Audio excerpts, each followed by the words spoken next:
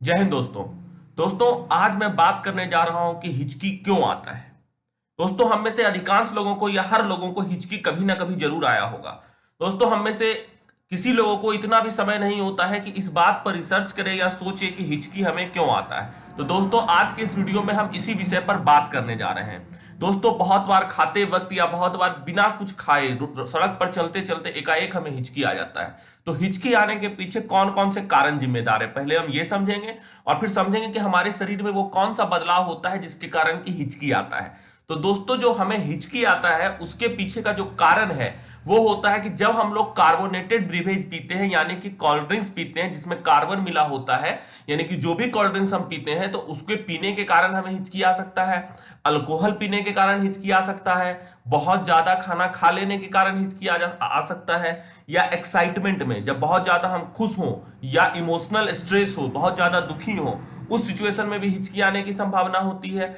जब एकाएक तापमान बदलता है यानी कि हम एकाएक एसी वाले कमरे से निकलकर बाहर जाते हैं या गर्मी वाले कमरे से एकाएक एसी वाले ठंडे कमरे में आते हैं, उस सिचुएशन में ऐसा हो सकता है। या जब हम लोग चॉकलेट खा रहे होते हैं, च्युइंगम खा रहे होते हैं, उस दरमियान में हवा जब एक्सेस अंदर चला जाता है तब हिकअप्स आता है।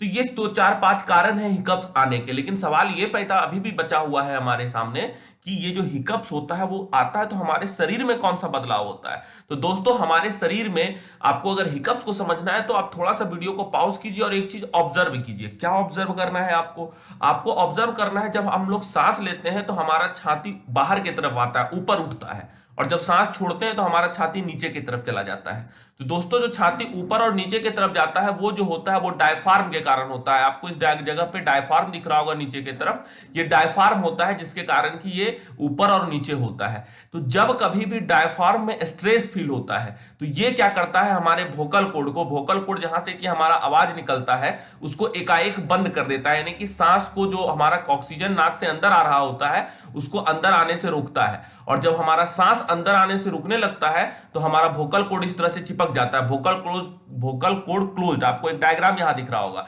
वोकल कोड जो होता है वो इस तरह से ओपन होता है और जब हिकअप्स आने लगता है तो एकाएक ये बंद हो जाता है। और वोकल कोड जब बंद होता है तो उसी समय हिक का आवाज बाहर निकलता है और इसी समय हम लोग बोलते हैं कि ये हिचकी आ रहा है। दोस्तों जब हिचकी आ रहा होता है तो ऑक्सीजन को अंदर जाने से रोकने का काम किया जाता है। तो सवाल अब ये अभी भी बना हुआ है कि इससे बचने के लिए हमें क्या करना चाहिए। तो दोस्तों नॉर्मली जब भी हमें हिचकी आता है तो हमें सांस को रोक लेना चाहिए, ताकि अगर लंग्स में कार्बन डाइऑक्साइड की मात्रा बढ़ जाएगी तो फिर ये अपने आप रुक जाएगा। या बहुत तेजी से हमें सांस लेना होता है, बहुत बार हम पानी पीने लगते हैं तब भी ये चीज कंट्रोल हो सकती है, और बहुत बार सीवियर सिचुएशन में हमें डॉक्टर के पास भी जाना पड़ सकता है। तो दोस्तों हिचकी आने के पीछे का जो संभावना है और जो कारण है वो यही सब है। दोस्तों उम्मीद करते हैं आपको पूरा वीडियो समझ में आया होगा।